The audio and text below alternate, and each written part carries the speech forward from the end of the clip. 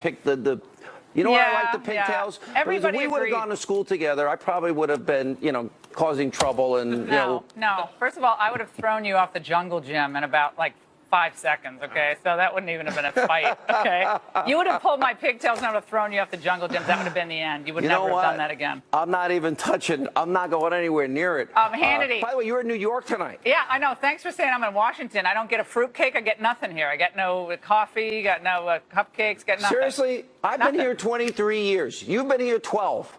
I should get the whatever cake. Hey, by the way, Sean, you were doing the thing with Pelosi, and like everything's Armageddon with Pelosi, and everything's Armageddon. No, Laura, listen to me. You're going to die. Yeah, we're all going to die. Grandma's going to go off a cliff. This is our last night. Goodbye. But Sean, I've got to look at it this way. Yeah. I always think it's a good Nancy Pelosi moment when there's a subject, verb, and direct object in the sentence. That, for me, that's just a good night. So I think we should be very charitable about I'm not Nancy. responsible for what Laura Ingraham says. I'm out. Goodbye. Have a good night. Sean. Have a good night. Have a good show. And good evening from New York. Welcome to the Ingraham Angle. Explosive and exclusive new information will put further pressure on Special Prosecutor Bob Mueller to resign. That's the focus of tonight's angle. Last night, we brought you a disturbing and revealing report about FBI investigator Peter Strzok, who was relieved of his duties in the Mueller office after it was revealed that he texted anti-Trump messages during the 2016 presidential debates. Previously, Strzok had been a top investigator on the Hillary Clinton email probe and was responsible for watering down the language then FBI Director Comey used to describe Mrs. Clinton's handling of classified information on her private email server. Isn't that neat? The original language called her grossly negligent, which, by the way, can be a criminal violation of the applicable statute. But it was changed by Strzok to merely extremely careless. Once again, Hillary ends up skating for conduct that would have put any of us behind bars. You see, Strzok was kind of a Forrest Gump of the FBI, but without any of the endearing qualities. Why do I say that? He was present during Hillary's one and only interview with the FBI. He was an agent who interviewed Hillary's longtime aides, Huma Abedin and Cheryl Mills. And then he helped grill former National Security Advisor Michael Flynn on January 24th. So I have a question. What the heck was Strzok's magic touch? Why, of all of the hundreds of lawyers in the FBI, was he always so lucky to get these plum assignments? Well, I think we all know why. And as a weird aside to this whole fiasco, if you go to Strzok's Wikipedia page, it reads that the website is considering his whole page for deletion. That's a bit odd, don't you think? As far as the media go, well, they spent the day either ignoring or downplaying Strzok's conflict of interest. Mr. Strzok, this FBI agent in charge, it doesn't change anything. The one that has been removed from the investigation, it doesn't change anything. The notion that FBI agents or people who work on behalf of the government aren't supposed to have any political feelings or any political biases, that's a little bit of an overstatement, right? They aren't. There is politicization here, but also this is the president continuing to go after American law enforcement. Okay, I have a question. Will the media be able to downplay all of Mueller's other tainted investigators? The conflicts in the Mueller shop don't stop with Strzok. According to documents obtained by Judicial Watch, former head of DOJ's Criminal Fraud Division, Andrew Weissman, emailed Acting Attorney General Sally Yates praising her for refusing to enforce Trump's travel ban in court.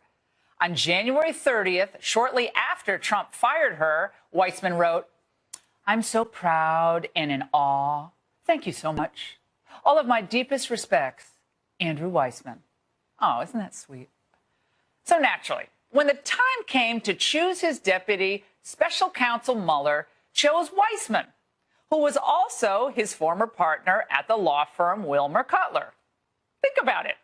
Weissman, chosen to be the #2 guy on an investigation that could lead to the impeachment of the President of the United States, given those statements, when he was on the record celebrating Yates. Remember, she was an instant hero of the left because she refused to enforce that same president's lawful executive order. My friends, we are talking willful defiance of the chief executive officer of the United States. Trump is their boss. It's simple, folks. Weissman must be removed from the Mueller team because of the apparent and real conflict of interest his presence represents. And finally, our exclusive report on yet another Mueller prosecutor who's compromised, this time because of her alliances to the Obama White House. Meet Jeannie Rhee. She was hired by Mueller in early June and also a partner of Weissman and also of Mueller's old law firm, Wilmer Cutler. Previously, she was a deputy assistant AG in the Office of Legal Counsel. That's for Obama, and that meant she gave official legal advice to the Obama White House on policy. But that's not even the most interesting part of the story. We've learned exclusively from sources on Capitol Hill that just weeks before joining the special prosecutor's team, Rhee was the personal attorney of former Deputy Obama National Security Advisor Ben Rhodes and was, in fact, his point of contact with the House Intel Committee in its investigation into Russia. Now, she didn't actually appear with Rhodes at his closed-door interview last spring, but that was only because by then she was already working with Mueller. Oh, and did I forget to mention that she also represented the Clinton Foundation and donated about $9,000 to Hillary and her fellow Democrats?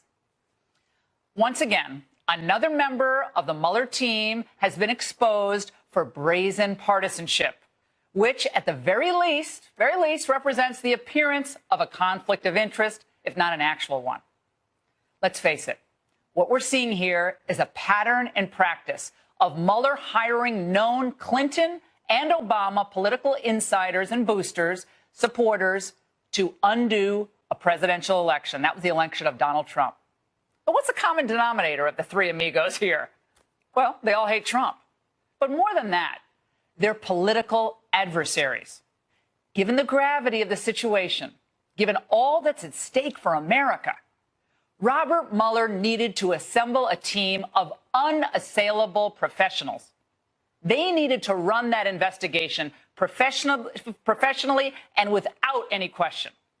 Instead, as we're documenting night after night, what Mueller did, he hired a pedigreed team of obvious partisans, a revolving door from working for political opponents of Trump to working on the investigation into Trump and his supposed Russian ties.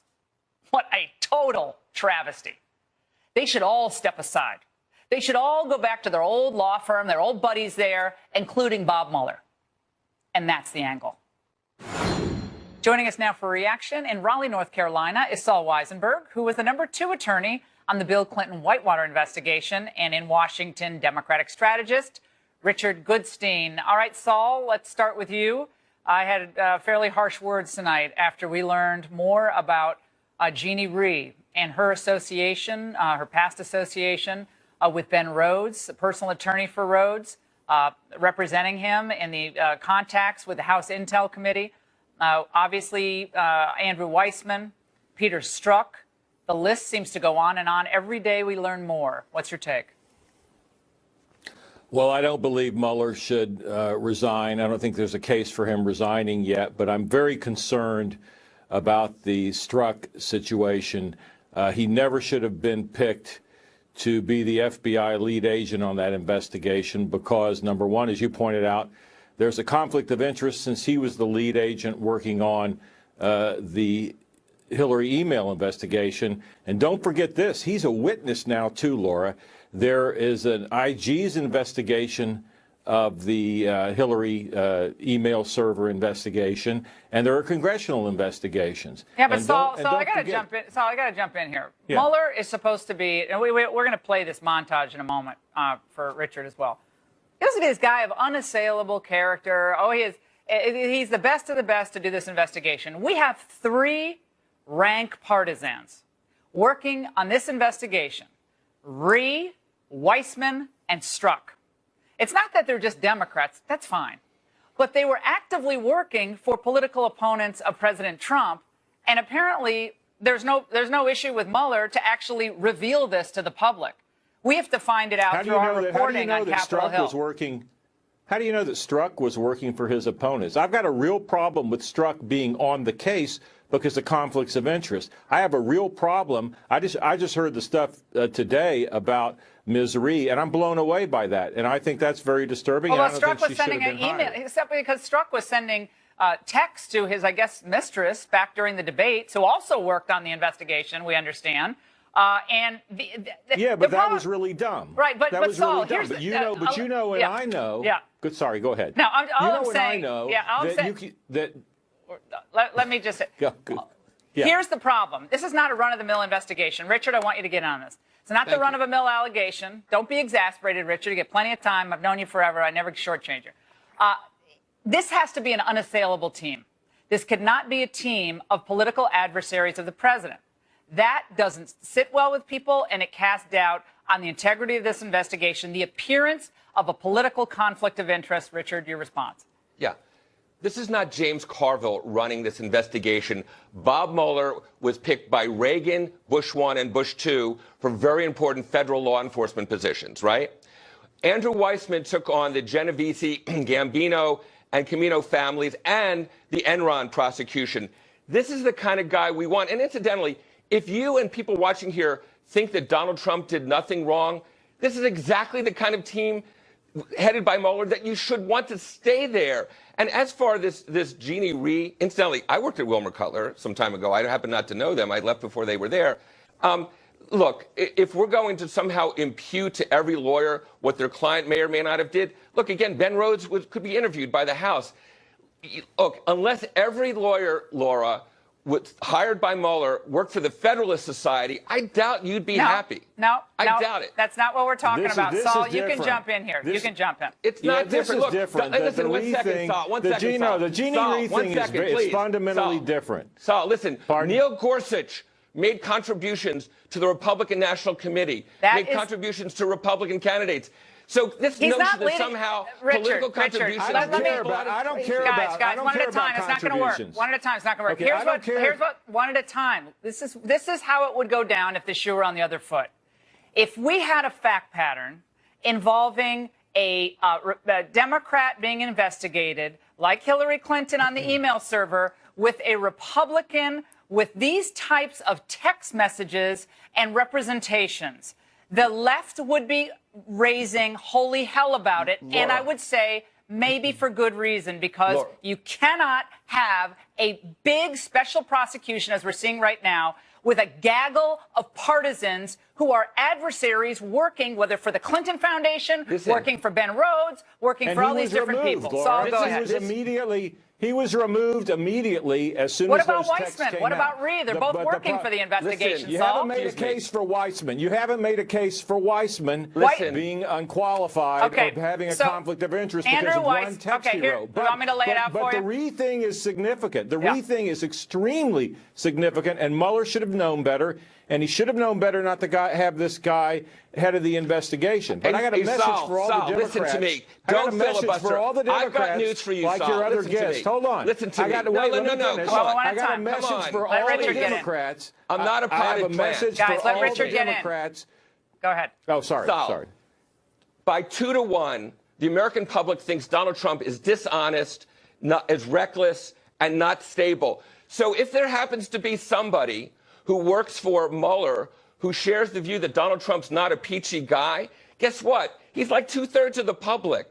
And it's rich. It's rich. I don't have a say problem with that. One second. It is I don't have a rich. problem with that. It is rich, Here- Saul. Listen to me. Yeah, It yeah. is rich when James Comey broke the rules to have his July 5th press conference attacking Hillary. Which is broke an the idiotic rules press by conference. issuing the October 28th letter and did nothing to inform the American we're struck public change the language. about Okay, the Russians hey, helping Trump. Okay, I got one more Excuse point me. into Saul here. One more point, because we're running way over.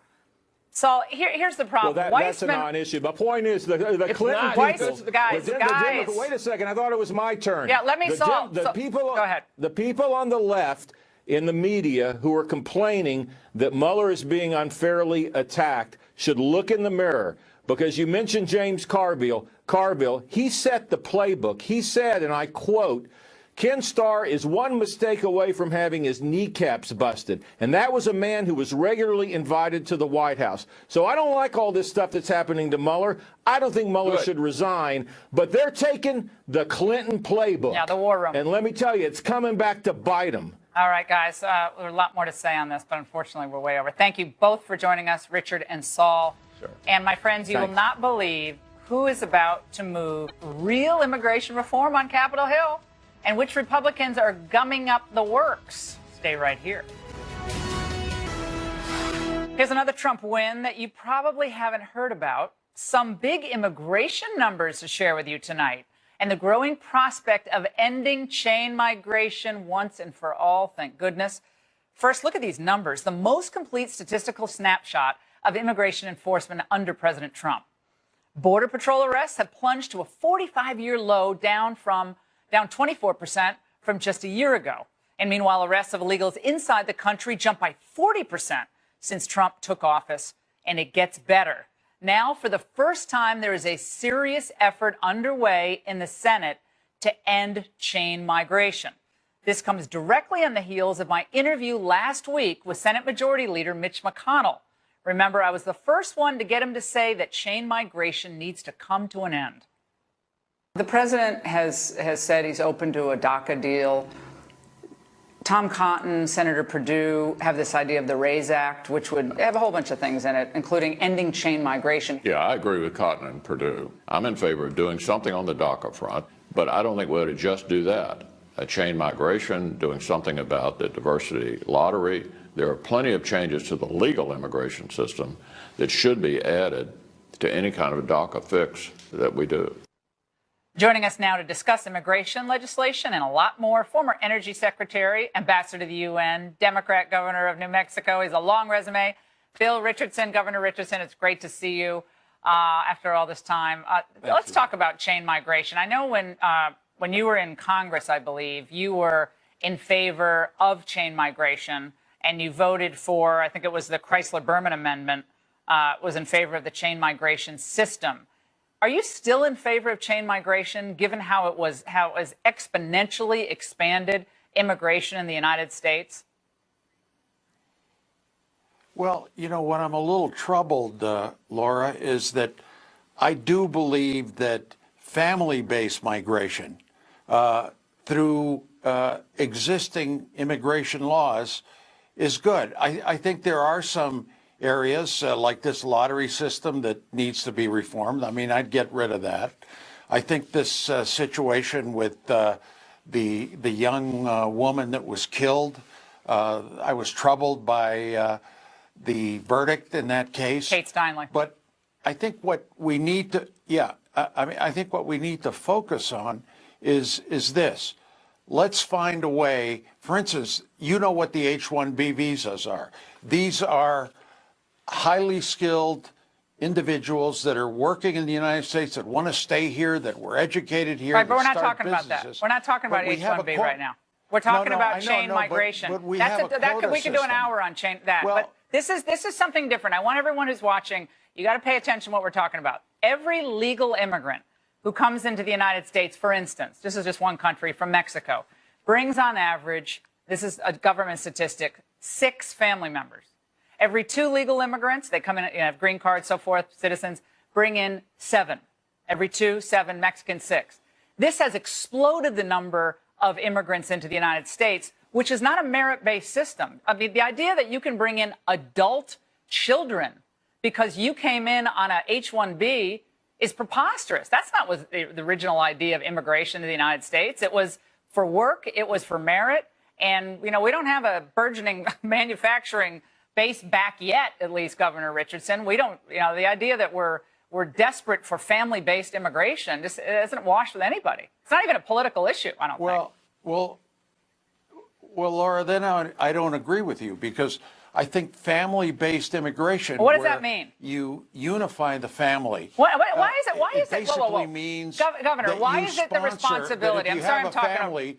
You sponsor the whole somebody family in your family. It promotes family reunification. Well, what about the American it provides family? Legacy. It integrates communities. Whoa. What do you why, mean the American why, family? why do We're the, all a nation of immigrants. that's a cliche. We're all a nation of immigrants. Cliches don't work very well on this show. What is merit-based? You Governor, just want Governor, engineers? Why you is it just want teachers? Why you is want it? family Why is members. it the American worker? Why should the American worker of Latino descent, of European descent, wherever you came from, why is it their responsibility to import entire families? Frankly, in a lot of these cases, it's extended families into the United States at a time where we've had wages flatlining in the African American community and the Latino community. Why is that an obligation of the American citizen? Well, what does merit-based immigration mean? That doesn't mean being an adult kid of an immigrant. Wouldn't you rather have family members come? Irish Americans, Italian Americans. It's not just Latinos. You're just making it minorities. It's everybody. And the unit of nucleus and reunification is the family. Nuclear. Husband, wife, and children under 18, not adult children, aunts, uncles, grandparents. That's what we're talking about. Obama was in India. Actually, he was in France, in India over the last week or so. I want to play a soundbite for you, very short, of something he said. He was talking about climate change. Let's watch. Did not solve climate change, but it provided us with a framework in which, for the first time, almost every nation in the world agreed that this was a problem. Now, I grant you that at the moment we have a temporary absence of American leadership on the issue. Governor, whether you're Republican or Democrat, a former president of the United States going overseas and talking about the absence of American leadership, you support that? Listen, Laura, President Trump criticizes President Obama every day. It's been a tradition of American presidents to stay silent. Obama has been silent. He was talking overseas. I go overseas all the time. You know what they ask me, Laura? They say, why is President Trump leaving growing the American Agreement? economy? Why is he negative on the Trans-Pacific Partnership? Because it kills American jobs. Why does he want to pull out of NATO? Why does he want to find ways that internationally, those are the questions that come forth, Laura. The Trans-Pacific Partnership, 12 countries. He pulls out. China is now leading. NATO in the same way. Scorns the Europeans, the Germans. Makes no sense. So you think? So you get questions like that. I think Obama has been very restrained in his criticism. So you actually think, by Democrats and Governor, others. you actually think that American leadership on the world stage was at its apex during Obama for the last 9 years? We had Benghazi, we had the Middle East in flames. We got rid of Mubarak. We got rid of Gaddafi. We had the rise of the Muslim Brotherhood, the rise of ISIS. Everything that happened, that was all copacetic with you? Trump is the problem? President Obama was a good foreign policy president. He won a Nobel Prize.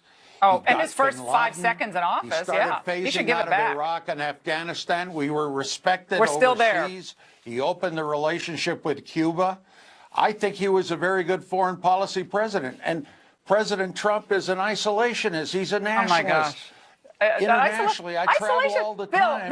Bill, we are getting the European elites criticized by everybody. Governor, the people watching Fox right now, the fact that a bunch of European elites at conferences you attend and speak to, I mean, I'm sure they're fun. I'm sure the food's good.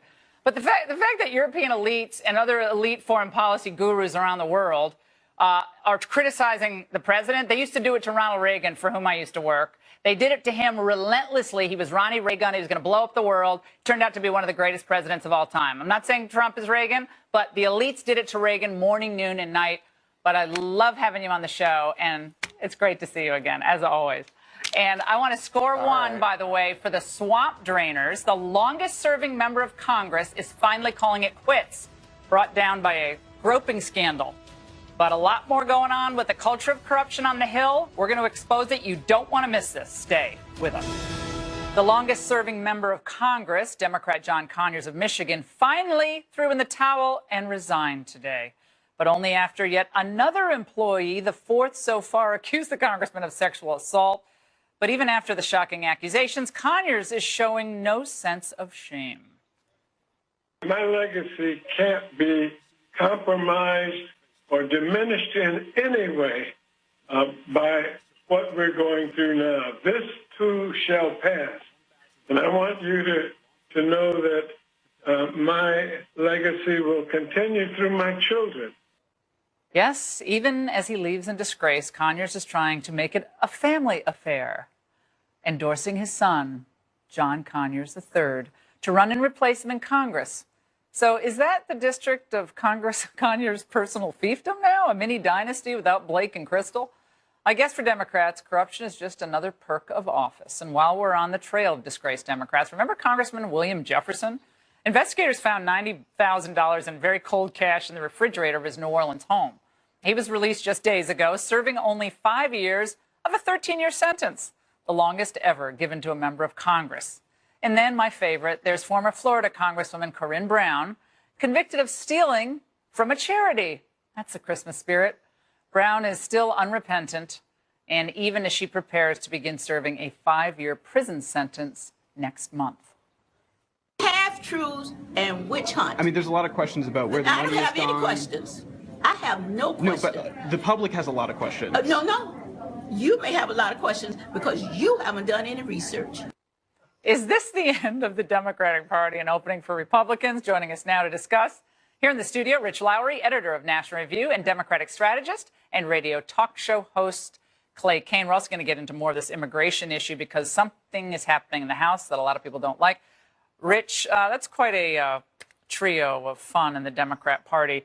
Conyers is amazing because, like, all these stories keep coming out. He's running around in his pajamas, boxer shorts, no boxer shorts, hand up, down the skirt. And now it's like John Conyers, the third. What happened to the second? I guess he's the second. So the third is just step right in? Yeah, so he treated this office as his personal harem. One of the latest allegations is that he was feeling a woman up at church. And now he thinks it's appropriate to hand the seat over to his son. But his great-nephew has something to say about this. He also wants to run for this seat. So I think the one thing this district does not need is anyone else need Conyers as a congressman. Clay, do you think the Conyers name should continue in perpetuity in this particular district? Like, why should he just be able to name his successor? I mean, what, Democrat, Republican, this is just a travesty. This man is still in office 55 years later, 53 years later. Well, you're talking about nepotism, and it's just kind of laughable to me when you have Jared Kushner as a senior press advisor. That's relevant. When you have Ivanka Trump sitting in with meetings when it comes to China. I mean, nepotism. What are you saying? She doesn't have any brain power? Well, I'm saying Conyers? Listen to him. The man can't put a sentence together. together. If you're juxtaposing nepotism, you're talking about John Conyers. You should also talk about Donald Trump. No, we're talking. That's the pot calling the pot calling the kettle black. Were you alive in what was it, 1967, I wasn't. 65? Listen, I think he should have stepped down. You weren't alive. I wasn't. I'm sorry. What can I do? But I think he should have stepped down. But he's just endorsing his son. It'll be up to the people of Michigan to decide, just like they say with Roy Moore, who has this moral higher ground, up to the folks of Alabama to decide. You know, it's laughable to me when you talk about if Democrats. Roy Moore stepped aside. Let's say he should. Okay, fine. Yeah. Let's say hypothetically he steps aside. Yeah. And he said, well, my son, Roy Moore Jr., should run for this seat, and we should move forward. Sure. You would be ridiculing him because it's patently ridiculous. Also, who cares, Republican, Democrat? It's ridiculous. But what's laughable is the fact that you have the governor of Alabama saying that I believe the women, but I still feel like Roy Moore should be should be in the Senate. So a key difference here is if Roy Moore loses this race, he won't Republicans are giving up a Senate seat, right? He won't lose. John Conyers, there will be a liberal Democrat who will vote exactly the same way. And there's this enormous angst and consternation whether they should ask this guy to go, who treated his office as his personal harem for his personal sexual and Trump does the same thing. gratification. And Trump is president of the United States. He's using his office. He's using the White House. He's using the White House right now to chase women. Well, listen. He has 12 sexual harassment. He's been accused of sexual harassment by 12 different women. Right, I mean, it's the pot calling the kettle black. So, no, you honestly cannot compare the current allegations against Conyers with what came up in the October last minute in the campaign. Are you comparing both of those? What I'm saying, Laura, is that corruption is across the board. Because the people spoke. What it I'm was saying, called the election. Absolutely. People will speak in Michigan when it comes to, listen, I don't endorse his son, but if he wants to do that, it's up to him. But across the board, either, right? across the board, corruption is not a Democrat or Republican thing. Chris Christie, Paul Manafort, Mike Flynn, you brought out all those people. It has the Republican Party as well. You have Larry Craig, if you want to go old school, if you will. I mean, it goes across the board. Craig. Yes, exactly. Yeah, nobody's remembering well, that. I'm just saying, I'm going old school for you. You know what I find interesting is that the Democrats on so many issues claim that the Republicans are always claiming the moral high ground. And on some things, I'm sure they are. Absolutely. However, the Democrats on issue after issue, the environment, they care more than anyone else. The immigration, they care more than anyone else. Women, this is the best. They are pro-women. And Republicans are always apparently waging a war against women. But we have example after example of Democrat lions. I'm talking Ted Kennedy rolling under the table at the La Brasserie restaurant going back to 1987. And you know what people say about him? Our previous guest, I didn't hit him with, Bill Richardson. He was a mentor. So are you saying? Let me finish. He was a mentor, and the man was a giant. There was a huge void left by Ted Kennedy. I'll say there are a lot of people who filled that void. It's the same thing with Bill Clinton. It's the same thing with Bill Clinton. And it's not just that some Democrats came out, a few, and said, look, you should have resigned 20 years ago. They could have said that 20 years ago. They could have said it last year. And it wasn't until the Clintons were no longer of any political use to them that they began to try to be consistent. Clinton was impeached. He was impeached for lying. Democrats opposed it. He was impeached. Some Democrats did. They all did. But to act like there wasn't sexism in the Republican Party is laughable. I can bring up several facts. I can go on and on. Bill Clinton should never be invited to another Democratic convention again. Hillary Clinton, who enabled him, never should be part of and polite company ever again. If you're being consistent. I hope. If you're being hold on a second. If you're being consistent, you know, you were an anti-Trump guy for a very long time. Then you wrote this great article allegedly in political praising Trump. So I think you should be consistent as well. Yes, you did. You were against Trump. I never said that I ought to oppose everything about Trump, even if I support it. Okay, these are all good points. I want to make one point, and I know we're way over. This chain migration issue, which we hit with Richardson. Mitch McConnell has moved to the right. Trump has changed Mitch McConnell on this issue of expanding chain migration. Paul Ryan is slow walking it in the House of Representatives. McConnell and Ryan, can they come together on this? And will Ryan get pressure to move, at least on this one issue? The needle on this issue is moved. And this is something I've given credit to Trump about all along, that he's been right on this and the establishment of the party hasn't. And if they could get a trade for a DACA codification for an end to chain migration or drastically diminishing it, that's a very do good it deal. every day of the week. You guys, it's great to have you on. It was a family feud in a way, but it was good. I loved it. I loved it. It's great to see you both. And up next, a stunning new example of the press, well, maybe admitting kind of, sort of, its bias against that guy, the president. Stay with us.